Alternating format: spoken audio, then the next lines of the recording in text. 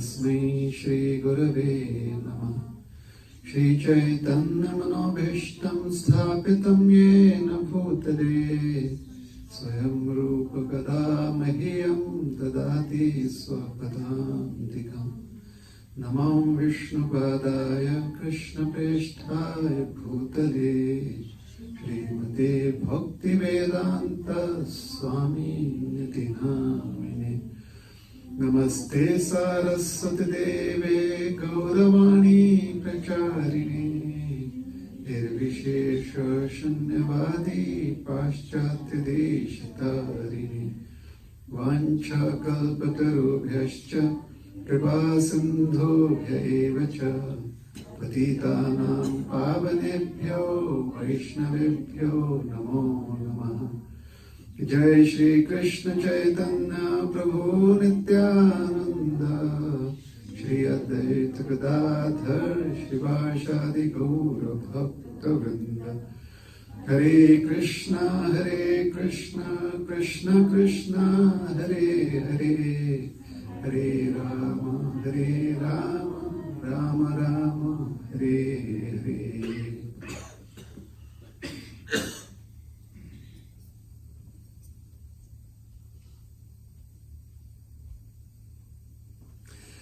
Hare Krishna.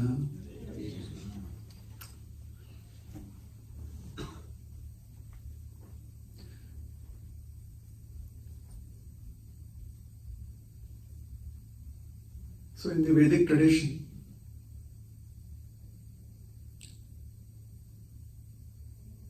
a great personality by the name of Vyasadeva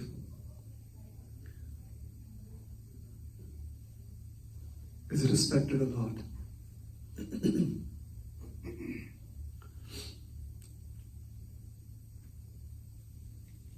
According to the followers of the Vedas, Vyasadeva, he lives in the holy land of Badrikashram.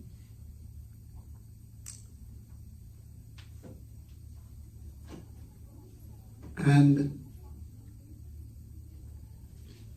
for those who are fortunate enough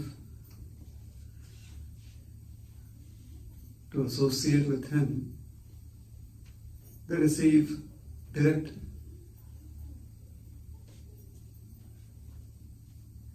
knowledge from him about transcendence.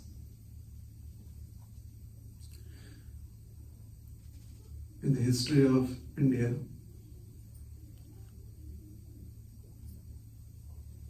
especially South India, there is reference to a great saint of the name Madhvacharya.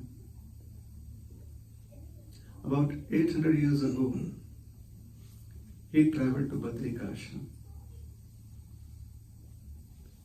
and he met Bhagavan Vyasadeva in Badrikashram. There are many disciples of his who have accompanied him on this journey. So Badrikashram is a mystical place in the Himalayas. Mystical in the sense, I'm not sure about Canada, but in America there's, I think it is either Arizona or Nevada where they have the Area 51. You've heard of Area 51? India has a particular place like that too. No one has an idea where it is. So if you're cleared to enter that place, then you can enter that place. You need to have clearance, security clearance. Similarly, to enter Badrikashram in the Himalayas, you need security clearance. That's why it's called mystical. So there is some agency, a very secretive agency.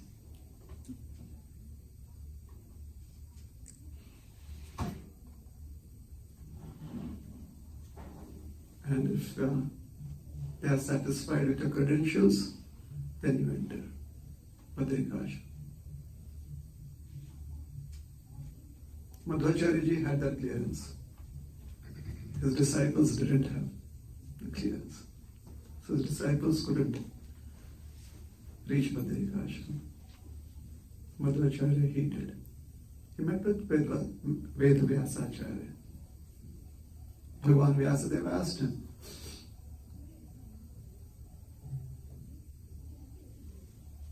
what is the purpose of your visit? So he had written his commentary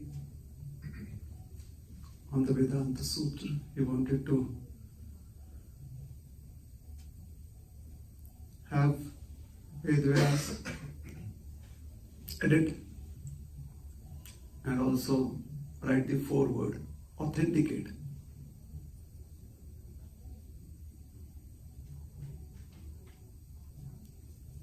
His commentary. Vedvyas did authenticate that. So the point is that Vedvyas is also a great author.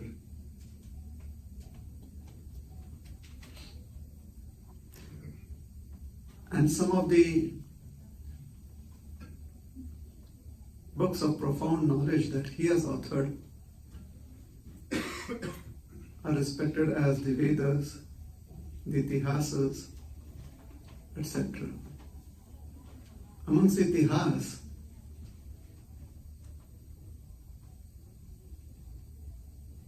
the collection known as Itihasa, there is the Mahabharata.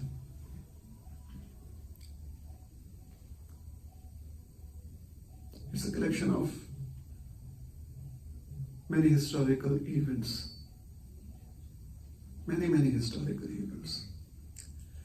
There are so many renowned personalities who have been mentioned in the Mahabharata. How many of us here have heard about the Mahabharata? Please raise up your hands. Oh, almost everyone. That's good. So the favorite, yours and maybe mine too, the favorites from the Mahabharata are the Pandavas. Isn't it?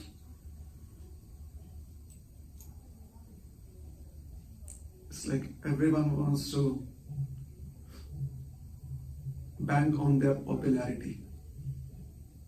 Speak about them, write about them, and when you speak about them, write about them, it is well accepted.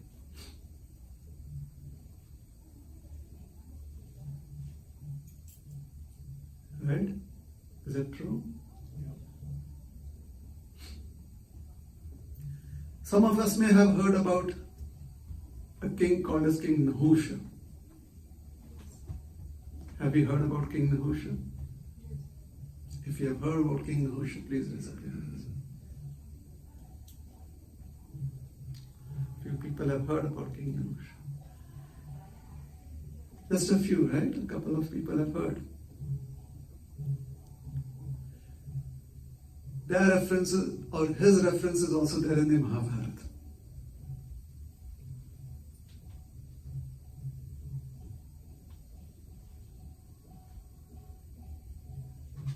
There are others. Suffice to say that the Pandavas, they have a different kind of appeal. And amongst the Pandavas, let me ask you, does anyone know who's the wife of Nakula? If I ask you who's the wife of Yudhishthir, everyone say Draupadi. Other than her. But ask who's the wife of Arjun. See? There's some knowledge about who's the wife of Arjun. Obviously, Draupadi is also the wife of Arjun. But then Subhadra is another name. Right? So among the Pandavas, Arjun. Maybe Arjun ji has a good marketing manager. Who knows? But definitely his brand is very popular.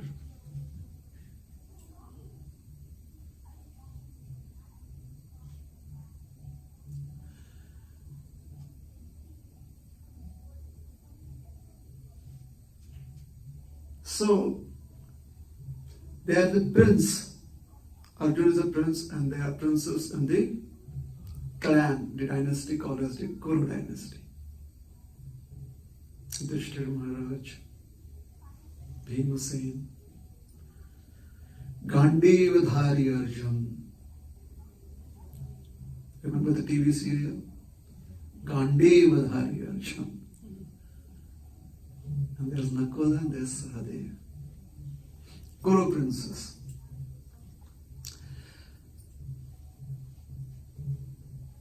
So they were asked to learn martial arts from Guru Dronacharya. One day, after Guruji had finished off a few semesters of learning with them,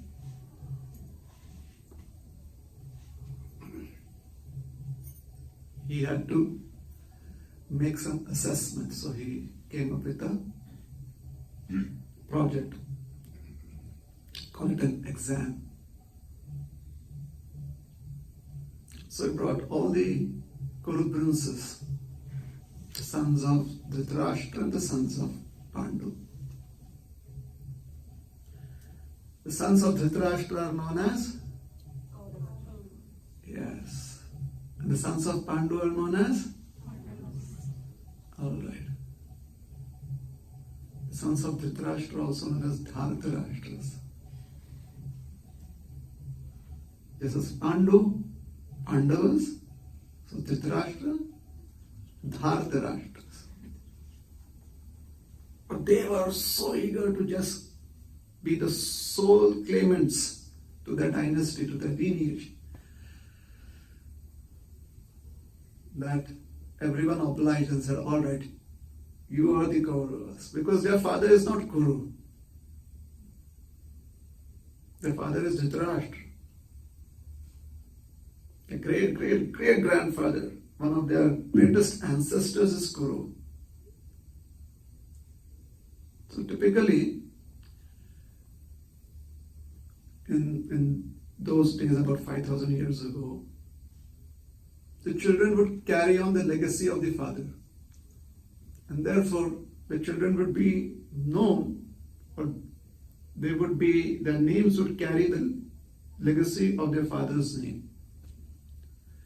So the Pandavas would have the legacy of Pandu, and the Dhartarashtras would have the legacy of Dhritarashtra, but marketing.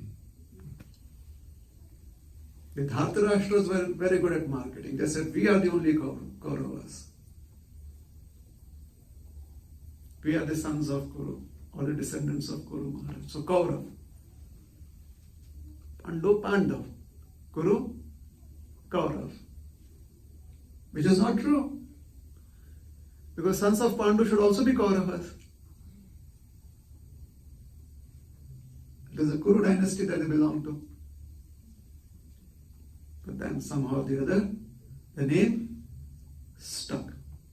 The Dhartarashtras are addressed to as the Kauravas, and the sons of Pandu are addressed as Pandavas. So they established their own identity in the Kuru dynasty as the Pandavas. So Guruji, he brought all of the princes, the sons of Dhritarashtra and the sons of Pandu.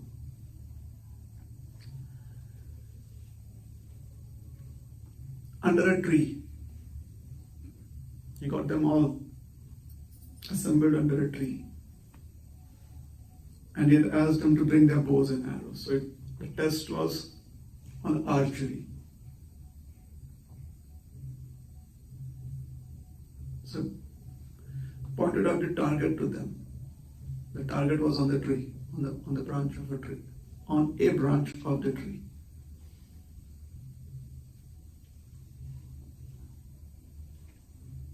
And he called upon each of them, from the eldest to the youngest.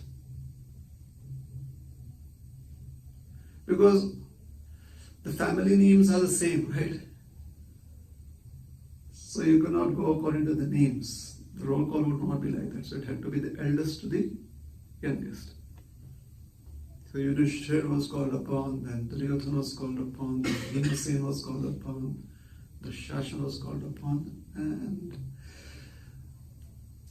the other names are quite unknown. But each one of them got called upon.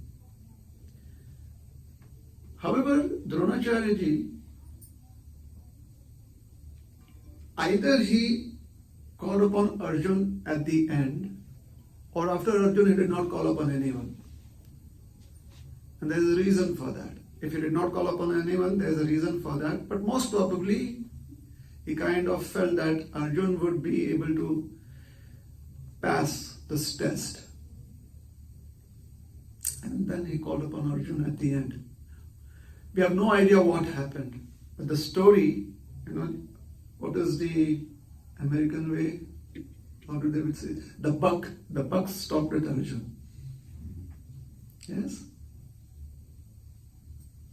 So after Arjun, the answer was out, so everyone would give the correct answer. So before Arjun, everyone was asked, what do you see? And everyone's, they were so very eloquent in explaining what they saw.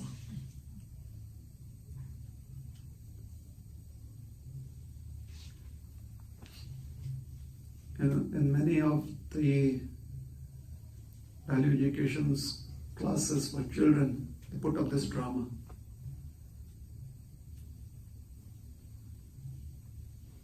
The children come up and say, Krishna, I see the tree, the branches, the leaves, I see you, Guruji. And the Guruji says, okay.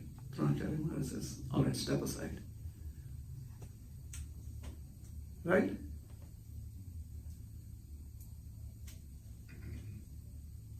So, most of you are quite well versed with this event. You've heard maybe from your elders, maybe at school, maybe in a TV serial or something like that. Everyone is aware of this story? Yeah. So I won't go into the story, right? This is what is called as the Seer dilemma. What is it? This is, I'm going to patent this now. The Seer dilemma. What do you see? So obviously, I'm going to answer according to what has been asked of me. What do I see? I see all these things. So only Arjun understood that he is supposed to see as an archer.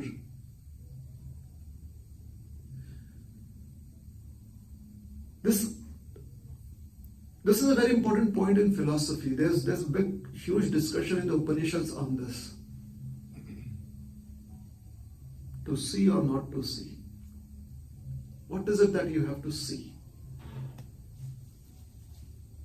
As a seer, as a person who can see and understand things, what is important and what is not, what is essential and what is inconsequential. That has to be figured out. So the seer dilemma. Arjun could figure out exactly what is to be seen. And hence when Dronacharya asked him, what else? He says nothing else. How is that possible? How can you train your eye to see an object so small or an object that would be merged within a bigger, let us say, picture? How do you just focus on the eye of a bird? Is it possible? I mean, from the poetic point of view, in poetry, everything is possible. The sky can come, be on the ground can rise up to the sky. Poetry.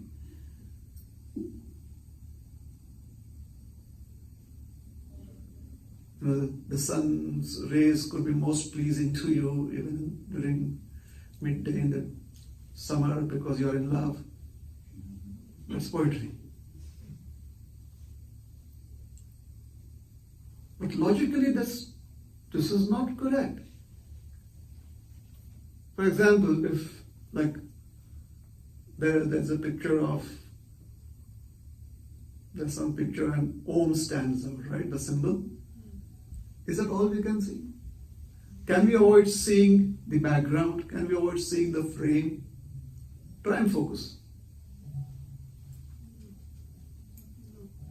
So when Arjun says, this is what I see, what does it mean? This is the subject matter of discussion in the Upanishads. What is it that you have to see?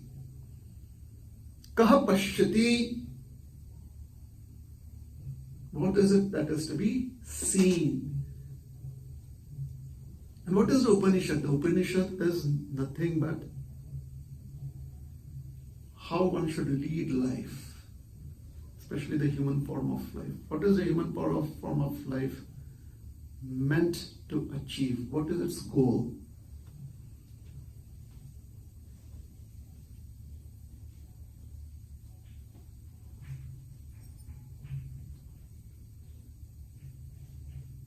So when we give a poetic rendition of an example, like there was a devotee of the Lord, and the Lord said, I will give you all riches. And he says, no, my dear Lord, what will I do with the riches? Put ourselves in that position. I mean, I can do a lot with the riches, I can sponsor prasadam, I can start another school, another temple.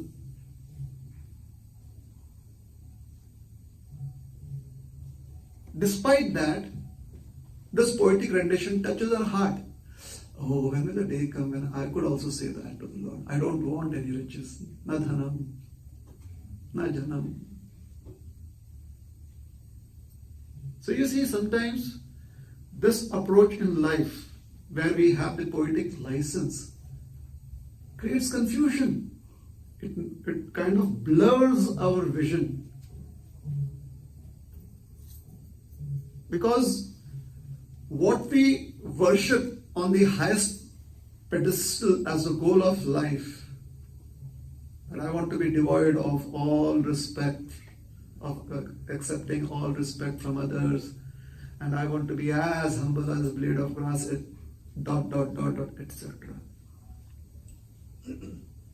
That is what we put there on the pedestal, highest pedestal, isn't it? We worship that with our mind, our intelligence, our consciousness, our very existence.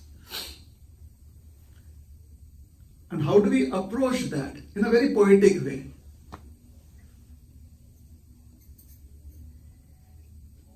It's difficult to approach it in a very logical way, because if you approach it in a logical way, we actually have to perform as a blade of grass, because that is what logic dictates.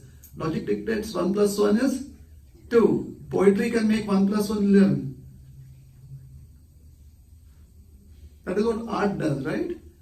It helps you expand in an artistic way, make things presentable like that.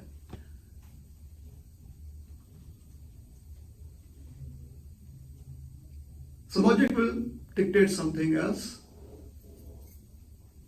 Logic cannot but establish the truth.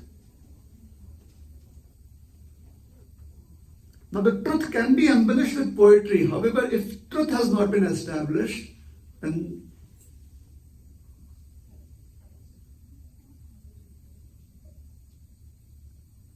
imagination, emotions, which influence, which basically is the poetic approach, kavyatmak.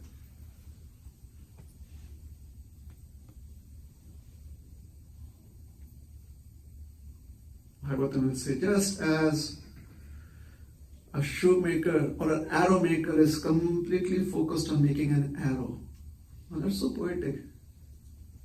Because in today's times, no one makes arrows. But basically, the Bhagavatam is trying to say that the most important aspect of engineering an arrow is to see its center of gravity. And the arrow maker knows that. I mean, the arrow maker has studied arrow making engineering. So knows physics. But you look at it the poetic way. Oh yeah, the arrow, you have to be focused because the arrow has to be pointed, the arrow has to be straight. No. Logic dictates that the arrow has to have its center of gravity at the appropriate place, because that will define how the arrow behaves.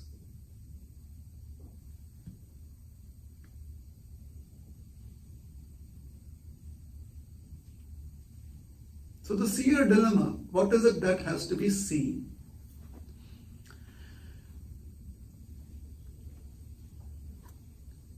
In the Padma Puran, the narrator of the Padma Puran is also Shukadeva Goswami, Sutta Goswami. Sutta Goswami is the narrator of the Padma Puran also. Just as Sutta Goswami is the narrator of Bhagavatam, he is just repeating what he has heard from Shukadeva Maharaj. And he is narrating that to the sages at Naimisharanya.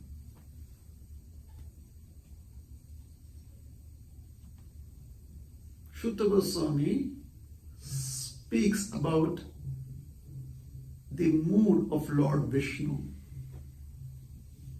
He says, Na dhanena samriddhena na vaivapulaya dhiya ekena bhakti yogena samipe drishyate kshanat.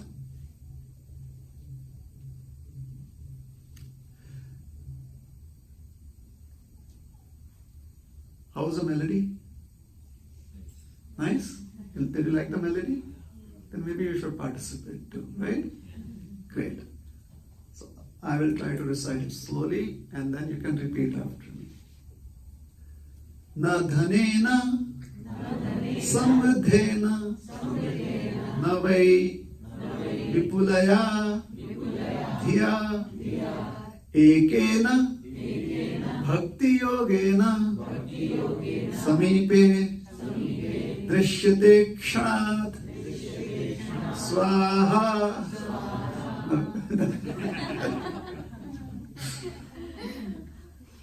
Harihi Om Tat Sat. That is how we conclude recitation of shlokas.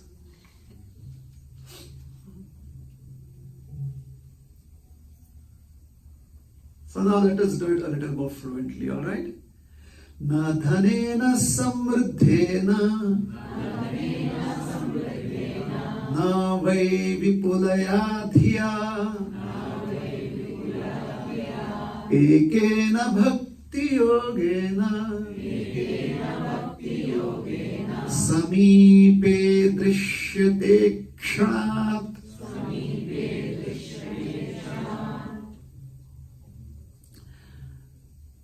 Bengalis in the room? Please raise up your hands. Hindi speaking people in the room, please raise up your hands. Gujarati speaking people in the room, please raise up your hands. Tamil speaking, Telugu speaking people in the room, please raise up your hands. Did I miss out anyone? Malayali people, please. Udiya, yes, Udiya's. Marathi Pranayatite, Marathi people, raise up your hands. I'm from Marathi. English. Kannada, sorry. Kannadiga, any Kannadigas here? Kannada speaking people? Very nice. Did I miss out anyone? English speaking. English speaking? Is that the mother tongue? Punjabi speaking people? Bhojpuri speaking people? Yes? Wonderful. So let's see, because I think you'll understand or you'll have some idea of what could be the meaning of these words. Those who are born and raised up here, you may not. It's possible because you may be fluent in the spoken aspect of your language, but you may not understand the dictionary meanings and the grammar of that language, right? Those who grew up here, they may not. The others who grew up in their own household, with the spoken language, you also kind of understand the grammar that comes along with that. All right. Now, what would it mean? Now, in English, the meaning you can... No, correct. Dhana. Perfect. Samriddhi. Prosperity. Perfect. There you go. This most probably only those who are from South India, the Kannadigas, Malayalis, Telugu, Tamil people may know. Why? Is it still used? Why is it age? That is Marathi, that's it. Yeah. Why, yeah, no. Okay.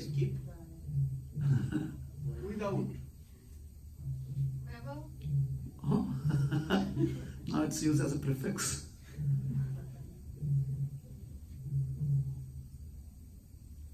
Yes, I think it's lost its context in today's times. Why means also. Alright? Vipulaya. Vipul. Gujarati. Yes. There you are. See? Vipulaya. Dhiya. This is a difficult one for everyone. Dhiya. Keep in mind. Good. Very close. Dhiya. Yeah. Yes, see. Meditation. Focus, concentration. Okay. Intelligence. So it's close enough, right? Dhyan, meditation. Connected to dhiya, the root word is dh. Alright? So, na dhanena, na samriddhena, na vai, and not even vipulaya. Not with your dhana, not with your samriddhi, and definitely not with your vipulaya. No, dhiya is not been factored in as of yet. It is just that these are your assets that you depend on, but it will not be helpful. Ekena. Perfect. Bhakti yogena. Bhakti yoga. Devotional service. Sameepa. See, wow. Drishyate. Correct. Kshana. There you got the meaning of this verse. Isn't it? So easy, isn't it? So, do you think we have to just immediately go to the English translation, or we can try to seek references from our own mother tongues in India to understand the shlokas, the verses, correct? So this is in reference to Lord Vishnu's interaction with his parts and parcels, the living entities. How does a living entity, or how does a living entity receive blessings from Lord Vishnu? So, Lord Vishnu does not give his blessings simply based on how much wealth you have or how wealthy you are.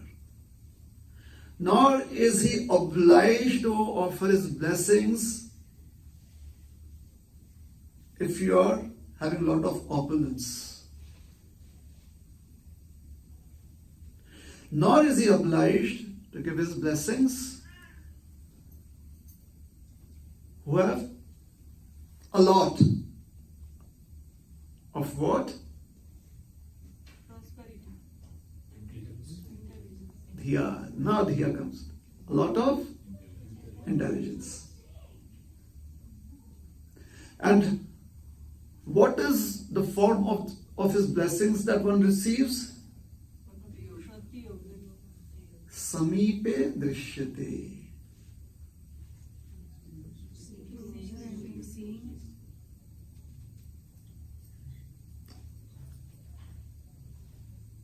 Some of you are sitting right next to someone that you really know well, isn't it? Some of you, not everyone. Is it correct? Yes. Turn towards that person and look at them. What do you see? Smiling face. Beauty.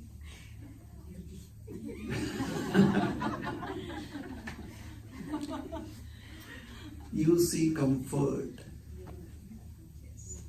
You see you being secure. You see you being in a comfortable place, isn't it? Correct? That is how your defenses go down. Because you feel secure. A devotee is supposed to feel that kind of security with Krishna. All the defenses are down.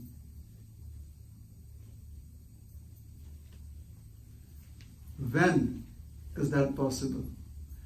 If you see the person that you know so well right across the room, how secure are you going to feel compared to when you're sitting right next to them?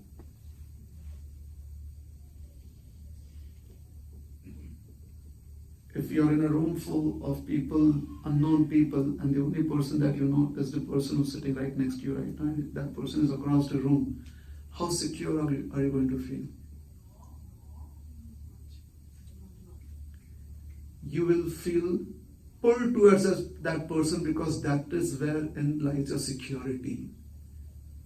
You will want to come closer. Hey, let me come over to you.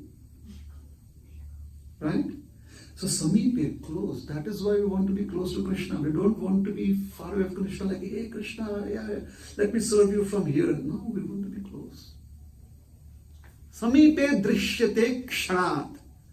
In a moment one can have that experience. However, Lord Vishnu can veto. He has the veto power. He can decide whether he would want to give us that access or not. And he definitely is not impressed or obliged to give that access based upon how many devotional qualities we have. In terms of, I have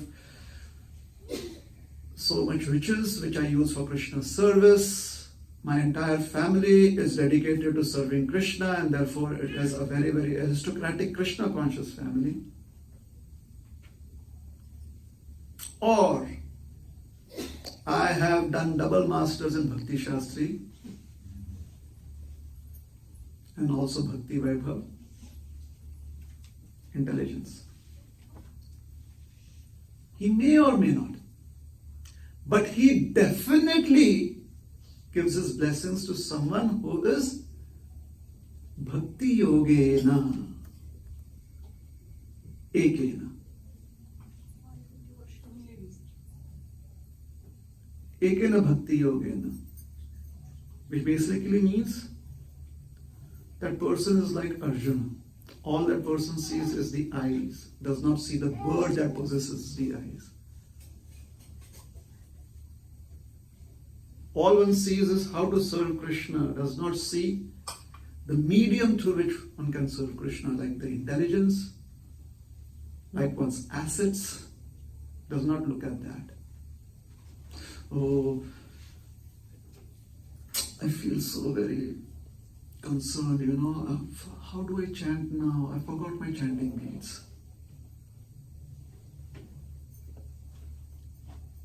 Some of us have been through that.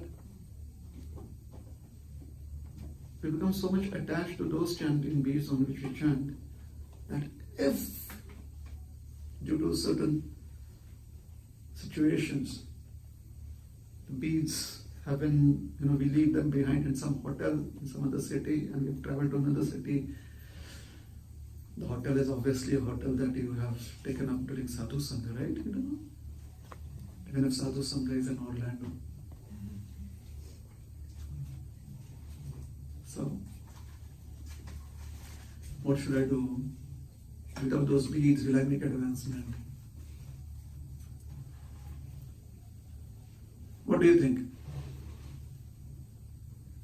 Where should the focus be?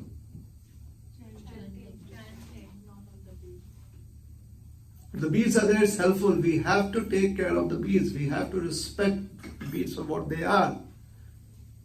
But then, being who we are, it is possible that we can lose. Beads can be lost. Should we focus on the beads once we know that it is lost, or should we focus on chanting Krishna's names? This is the dilemma of the seer.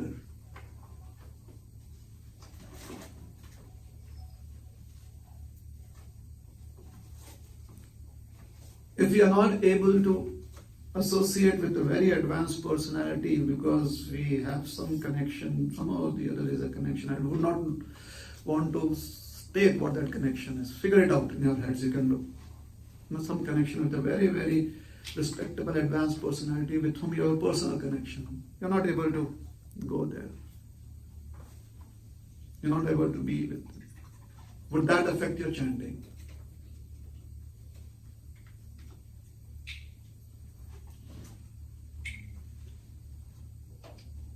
Something that we have to ponder on. I'm not saying that we have to take a decision right now and be a yes or a no. That is what we have to ponder on. These are verses in such context when, obviously I have come with my presentation in mind, and therefore I am presenting only those verses that support my presentation. Right? It can help us think. What is it that is the core principle of our life values? What is it? And if that principle or those principles help you actually be focused in Bhakti Yoga, ekena bhakti yogena yajeta purusham param.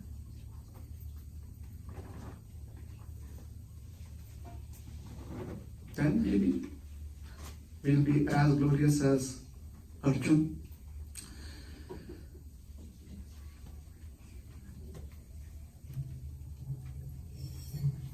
Sri Chaitanya Mahaprabhu is talking to Mukunda. Mukunda is his dear friend. And his conversation with Mukunda is recorded in Chaitanya Bhagavat. Chaitanya Bhagavat, Madhya Leela, 10th chapter, verse number 250. I'm giving the references, you can look it up later on. Where he says, Bhakti namani le hoy mora marma dukkha, mora dukkha ghuche tara darshana sukha. He says, Bhakti namani le hoy. In Dwapar Yoga, where Sri Chaitanya Mahaprabhu had appeared as Nandanandan Krishna, he was obliged to go to Mathura. And in Mathura he met a washerman. And Krishna came face to face with the washerman. The washerman saw Krishna, talked to Krishna, Krishna talked with him, and he asked him, how are you and what can I do for you? And the washerman missed his opportunity.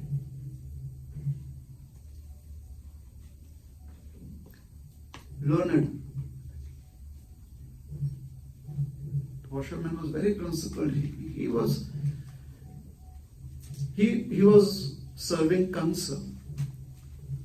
And therefore, to serve the king, you have to be very, very learned. You have to be very good at what you do.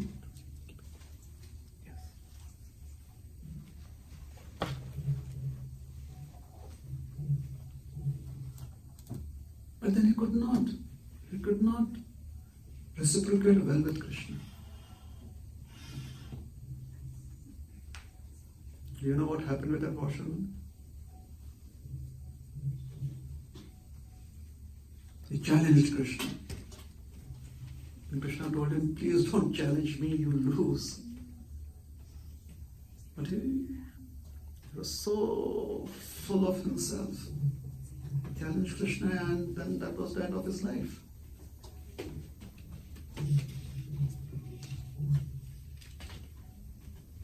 Consider Krishna to be an ordinary boy. He said, you an ordinary boy? You are demanding that which belongs to the king? Is this what your teachers have taught you? Is this what your parents have taught you? So here, Chaitanya Mahaprabhu says something interesting. He says, when I see somebody who has an opportunity to be devotional and misses out on that opportunity,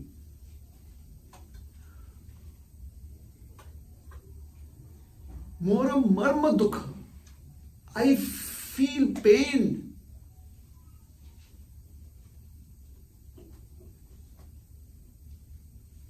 I feel unhappiness. That why is this person not being able to accept this opportunity? Although I am visible to him, he can see me with his eyes, he can talk to me as a person. So many of us, we talk to the deities, sometimes we talk to God, we talk to Radhu Gopal, whoever we worship, we talk to them. Do we talk back? Most probably, even if they do, we are not able to experience it, right?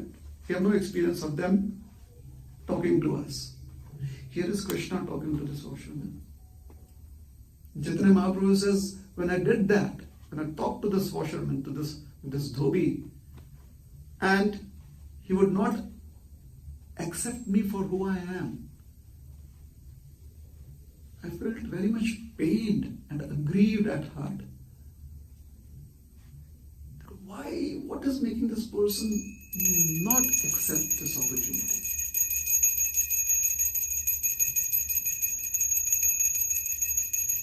And when you are pained at heart, when your heart is aggrieved, in that state, can anyone access you, or can you let anyone receive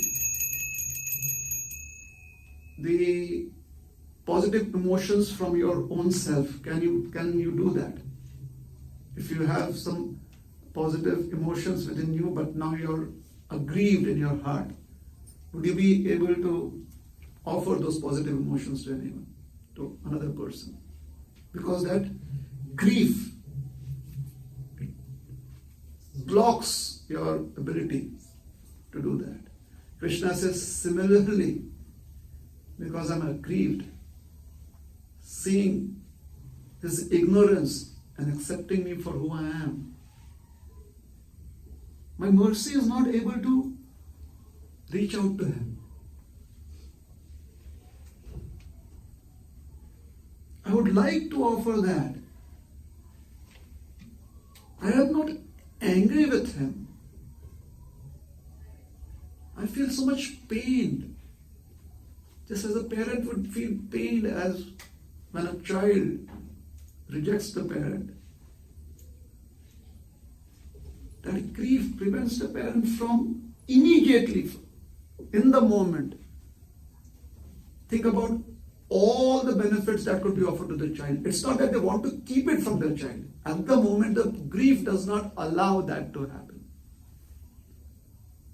So Chaitanya Mahaprabhu says, as the Supreme Personality of Godhead, There's no way that my mercy can be stopped.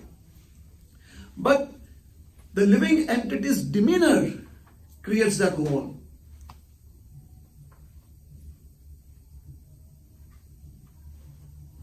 And hence the living entity does not get the benefit. This is the loss of the seer. This is where we may lose out on a very wonderful gift that can be achieved, although we are seeing the gift. Why? We are not ready for it as of yet. Intellectually, we may have been ready. With our practices, we have been ready. But when the moment comes, it is quite possible that we will realize we are not ready for it. And we may not recognize Krishna for who he is.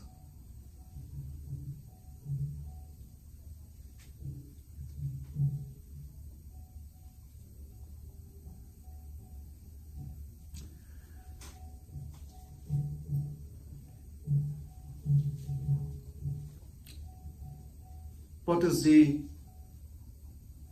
remedy if one is in such a situation?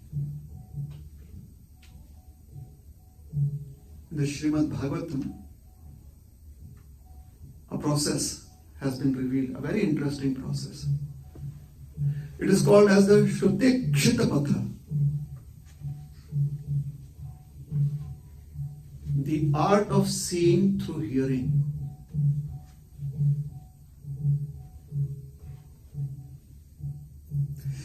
This was Arjuna's quality. He had heard from his Guru with such intent, and with such purpose in mind, that when the Guru asked him what he saw, he knew exactly what his Guru wanted him to see. The other 4 Pandavas and the 100 Dhritarashtra's, who called themselves the Kauravas, the 100 Kauravas, also had good intent. But was their intent sufficient enough? Well, during this test, it was proven that they were not ready for it. They could see the target, they could visualize the target. Unfortunately, they were not ready to understand what the target is. And they were all confused.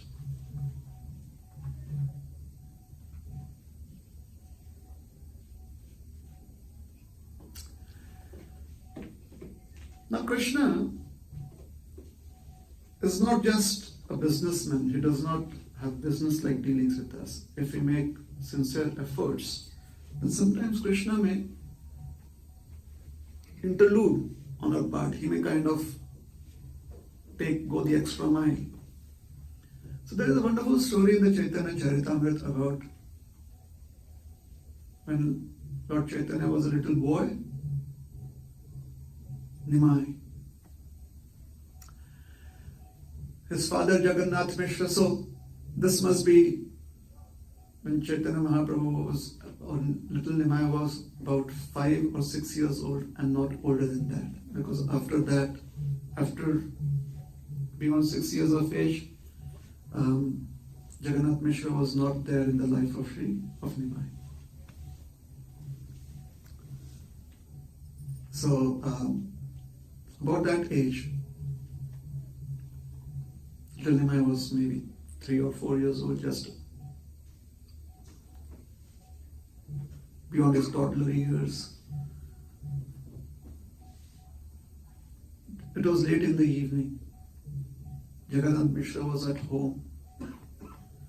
The ladies had all come together because the day was done.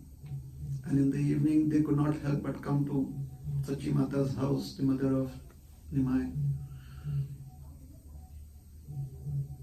and be with the child. They just loved the child. So all the ladies, the neighbors, the ladies in the community, they all were at the house of Mother Sachimata. And they were asking Nimai questions and they were pampering little Nimai. And all of a sudden, Jagannath Mishra saw a mendicant at his door.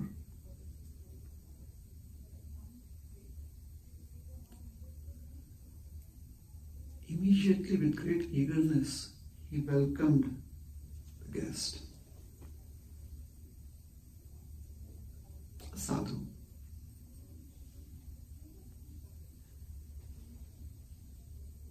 He offered him water to wash his feet, like feel refreshed. So he gave him that access. A bucket of water to wash his feet, his mouth, maybe his hands with a wet cloth so that he may feel refreshed. He gave him a seat to sit. Offered him kind words. And then he asked him, "Sir, who are you?" Because these are the days when people did not have access to objects that could really harm you. There was not much access. About 500 years ago,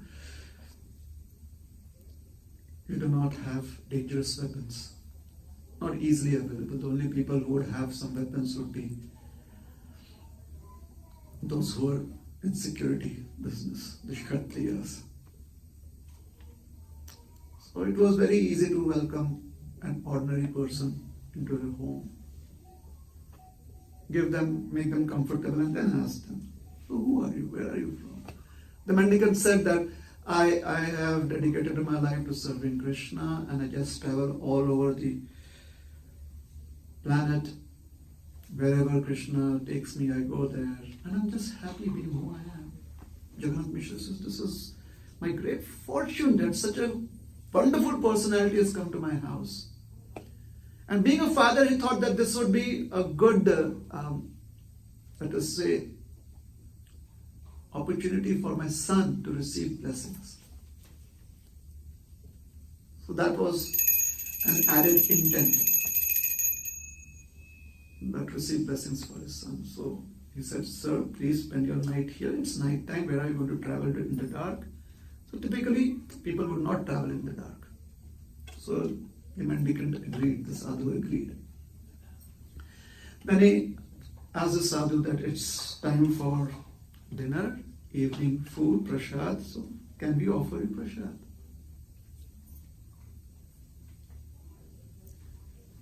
No, Jagannath Mishra very well knew that he couldn't offer him cooked food, because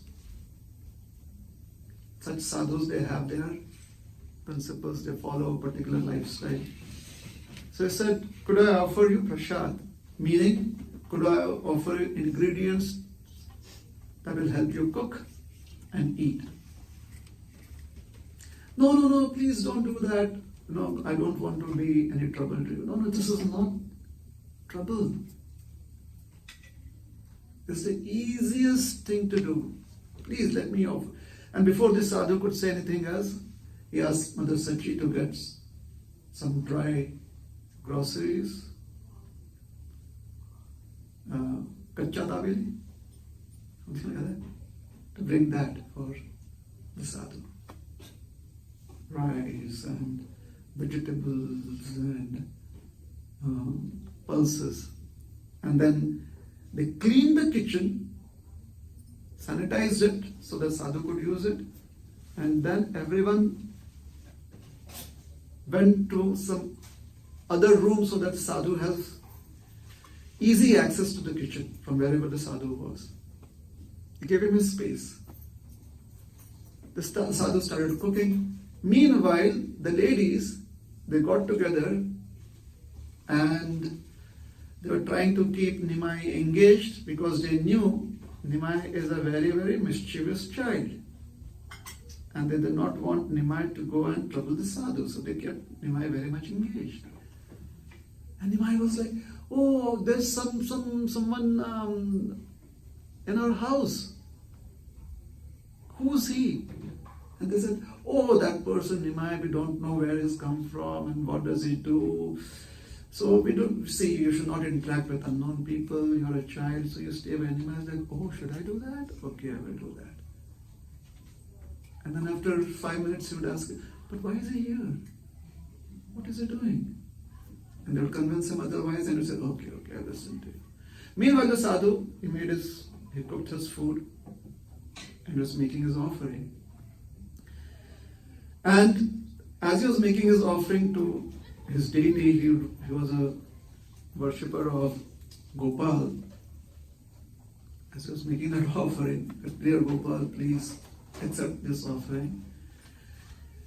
Somehow or the other, the ladies who were with Nimai in some corner of the house, in some far off room in the house, they got so immersed in talking to each other that they never realized, they had absolutely no idea that Nimai had vanished. Jagannath Mishra was doing his own thing because he wanted the sadhu to have his space, so he did not want to come in the way of the sadhu. So he also did not realize that Nimai is no longer with the ladies. Mother Sachi was unaware. Where was Nimai? So the sadhu was praying, oh Gopal, please come in. Nimai was, as the sadhu was praying with his eyes closed, because generally when you pray, you keep your eyes closed, right? Don't you do that? Right? Why do you do that?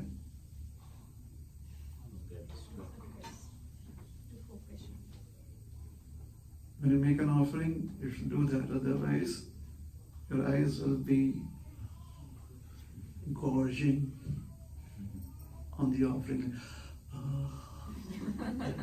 Please have this.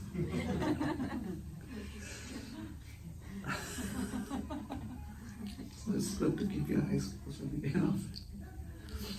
So Nimai came there, he sat down, took the plate of offering and started eating of it. Hare Krishna, Krishna Krishna, Hare Hare, Hare Ram, Ram Ram, Hare Hare. Offering done, he opened his eyes. Hi! Alas, alas! The child has eaten the offering meant for Lord Gopal. Jagannath Mishra came running, Sachi Mata came running, there were ladies. So, what's happening? And Nimai is like, why is everyone running towards me? So he thought that they would take away the plates, so he kind of really tried to gobble up everything. Because he knew they would take away the plates from me. Nimai, what are you doing? He couldn't speak because he couldn't answer back. Jagannath Mishra got hold of his child and he pulled the child towards him. What time should I end? 5 past 6. Give me a time. I know I'm beyond my time, so give me a time. 6 past 6. So normally 6 o'clock finish. I'm 6 minutes over time. When do I stop? 5. If I stop right now, it will be like, it will be, wouldn't you get mad at me like, why am I even asking you, should I stop now? Because I know that you'll be forced to say, please don't stop. That's like being so stupid, so formal. So please give me a time. 6:10, 6:11, 6:09, fast. It's almost 6:07 now. 6:15. Who's in church? Everyone? Kashyap Muni Prabhu. By popular opinion, 6:10. So, alas, Nimai, what is this? Jagannath Mishra pulls away his child. And after he hands over his child to Sachi Mata, please see what your child is doing. This is when father gets the opportunity to disclaim his child. Like as if the child belongs to the mom. What is the child doing? He handed over the child to Sachi Mata. Sachi Mata takes Nimai into the inner chambers.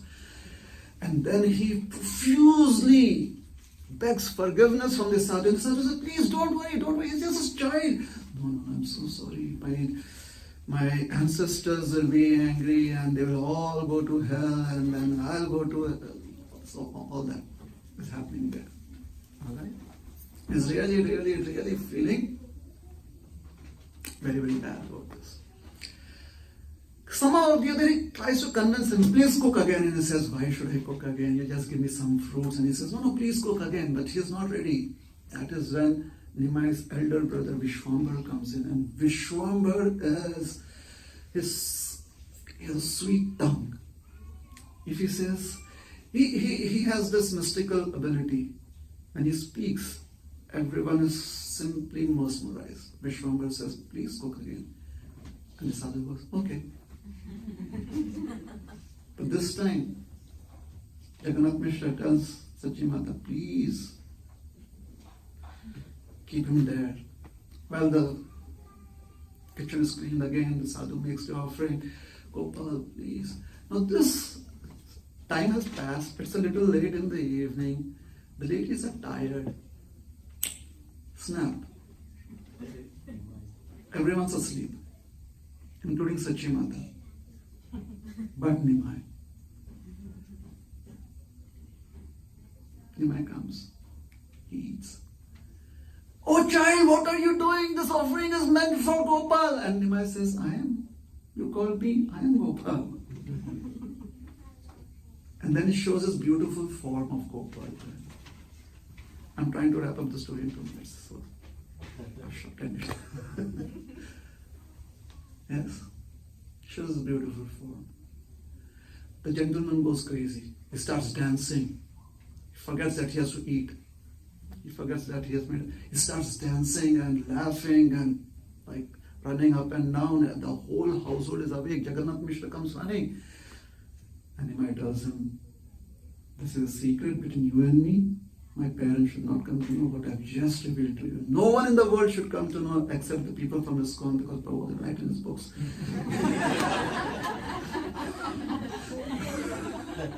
No one in the entire universe should know that I am Gopal. And when Nimai speaks like that, the sadhu immediately becomes very sober. Very, very sober. He's like, Om Shanti, Shanti, Shanti. Doesn't even do pranayam. No. Just Nimai's words. Jagannath Mishra, oh, did my son come here? He said, oh Jagannath Mishra, you're so fortunate. You have Nimai as your son. I have no idea what pious credits you have accumulated to have Nimai as a son. And Jagannath Mishra's his heart is like swelling with pride. The sadhu is blessing my son. What else do I need in life? He feels his perfect as his life as his father, as Nimai's father. He's like, thank you so much. But did you eat? He said, yes. He said, don't worry about me eating. Please, you go and take rest. So Jagannath Mishra is very happy, goes, takes rest. After everyone has gone off to sleep and Nimai has gone off to sleep, the sadhu is so happy. In his happiness, he picks up all the remnants that are there in the plate, and he feeds his entire body. He says, it's as if, why should only my mouth receive these blessings, these remnants? So he puts the rice on his hands, in his hair, everywhere. He's not trying to get ready to have a good bath. No. He's not applying, what is it called as?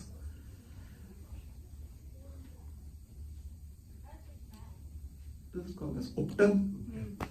It's not uptan. Herbal preparation. No. Every pore of my body should eat prasad. Now when we come to that state of existence, where you want every pore, the legs, please don't even try to imagine what that could mean. But this is a strange depiction of existence of someone who's completely mad in Krishna consciousness in this world. What did the sadhu get to see? Did you see Gopal? Is that what you saw? Definitely yes. But now Gopal was gone. He was supposed to keep it a secret. What was he left with? Rice, dal, vegetables. So what did he see? He saw himself not as his body with different limbs. He saw himself as a complete existence of senses that could be completely satisfied by the sense object, which is prasad. And thus, he understood what it is meant when we say we honor prasad. So, this is the sight, the vision that Krishna wants us to have. This is what Srila Prabhupada wants us to experience. One sadhu, Bhakti Siddhanta Saraswati Thakur, I'll conclude this. Bhakti Siddhanta Saraswati Thakur he would many a times go to Jagannath temple to take darshan of Jagannath in Jagannath Puri, but he would stand right next to Garuda Stamba, Garuda Dev. So Jagannath Ji's altar is here, then there is some space, then there is a darshan mandap, and at the end of the darshan mandap is Garuda Dev, like right across the big hall. He would stand there and seek darshan of Jagannath Ji. So his disciples asked him, Gurudev, you stand right next to Garuda Dev. He says, because I know that Jagannath will definitely look at Garuda Dev. I'm not sure whether he's looking at anyone else or not, because I'm not sure who's a devotee or not a devotee, but I know Garuda is a devotee. So if I'm standing right next to him, maybe he'll notice me too. And he says, when we go to take darshan of Jagannath, what will our eyes see? But if Jagannath's eyes see us, then that is real benediction. So what is seeing? Seeing is when Krishna sees us. And for that we try to make ourselves presentable by practicing the principles of sadhana bhakti. The crux of sadhana bhakti, the practitioner's practice is chanting of the holy names. Hare Krishna, Krishna Krishna, Hare Hare, Hare Rama, Rama Rama, Hare Hare. Jai Srila Prabhupada ki Jai. Sorry, Prabhuji.